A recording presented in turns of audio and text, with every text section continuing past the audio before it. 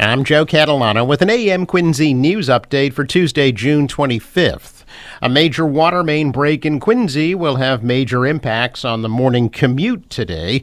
Police say the intersection of Southern Artery and Washington Street is closed due to that water break that occurred last night. There will be no northbound traffic on the Southern Artery between Washington Street and McGrath Highway. Motorists coming over the Fore River Bridge will not be allowed to turn right onto Southern Artery and will have to continue on to Washington Street. The break occurred just after 10 o'clock last night at Southern Artery and Pond Street, but repairs couldn't begin until daybreak, and police say the repairs are expected to take most of the day to complete. There is an effort underway to repeal the recent salary increases approved for the mayor and city councilors in Quincy. A new grassroots group of citizens called Adjust Quincy is trying to collect the signatures of 8,000 registered Quincy voters and demand that the city council either repeal the raises or put them to a vote in next year's city election. The group says those raises were pushed through without adequate public input and that the raises are exorbitant. The city council approved an increase in the mayor's salary from $150,000 to $285,000. and increases for city councilors from $30,000 to $44,500. The citizens group says state law allows for the raises to be repealed or put to a vote if 12% of registered voters in the city sign a referendum petition within 20 days of that raise approval. That would mean 8,000 signatures are needed by July 8th. The group is conducting an online effort to gather the signatures needed. A community meeting will be held tonight regarding plans for a new Squantum Elementary School. The meeting will be held at 6 p.m. at the current Squantum School. Preliminary work on the new school will begin this summer, with construction of the new school set to begin next year. Right now, the new school is expected to be ready for students in the fall of 2027. Officials handed out free water bottles to residents after people in several South Shore communities reported dirty water coming out of their faucets.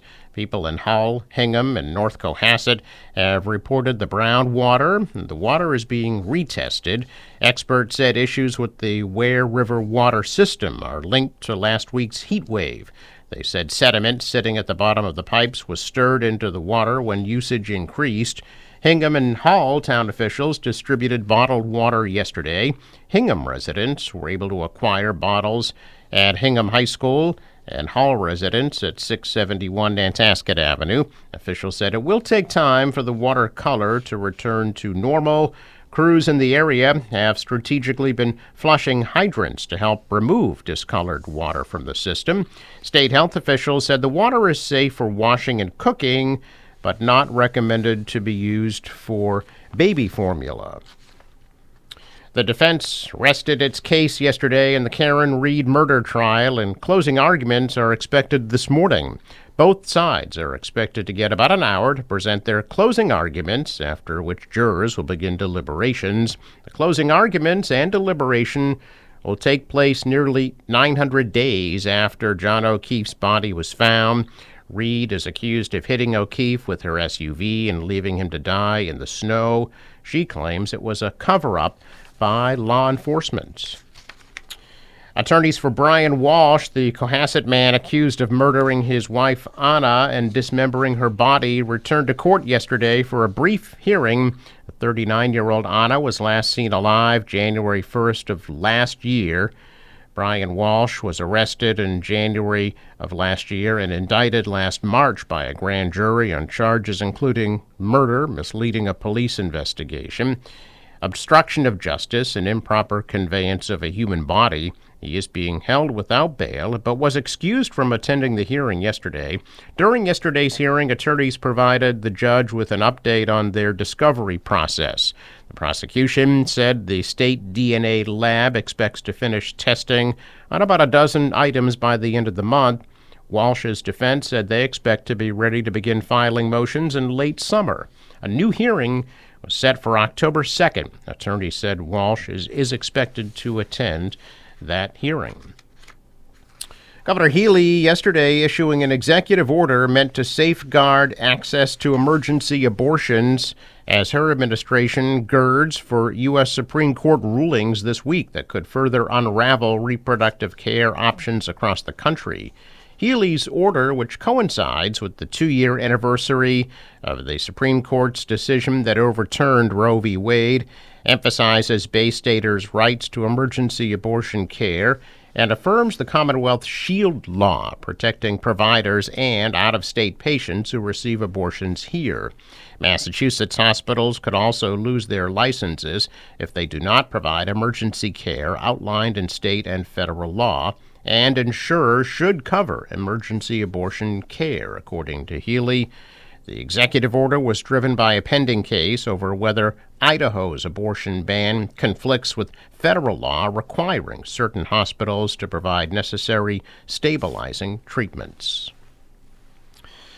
Interfaith Social Services of Quincy recently inducted 29 South Shore residents into their Maddie Lang Hall of Fame. The volunteers were honored at a volunteer appreciation night held at the Quincy Masonic Building on June 13th. Duncan Joy in Childhood Foundation was also honored at the event for their outstanding commitment to volunteerism and were named Interfaith's Community Partner of the Year. A volunteer force of more than 130 community residents help support Interfaith's programs. Volunteers serve in a range of capacities, including serving on the board of directors, taking on weekly food pantry and bureau drawer thrift shop shifts, and assisting at Interfaith's annual Stop the Stigma 5K and Feed the Hungry Gala fundraising events. Check of business news this morning. Stocks are mixed. The Dow is up 260 points. The Nasdaq fell 192. The S&P lost 16. Asian stocks were higher. The euro rose. Oil is up to $81 a barrel. Sports. Red Sox beat the Blue Jays at Fenway last night 7-6. Play again tonight at 7:10.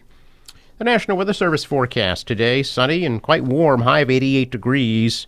For tonight, partly cloudy, low 61. Hazy, hot, and humid tomorrow, the high of 90 degrees. Thursday, partly cloudy, a high of 84, and sunny 78 on Friday. For the boater, waves about a foot. Northwest winds 5 to 10 knots become westerly later today, and a high tide at 2:55 p.m. Sunrise 5:08 sets at 8:24.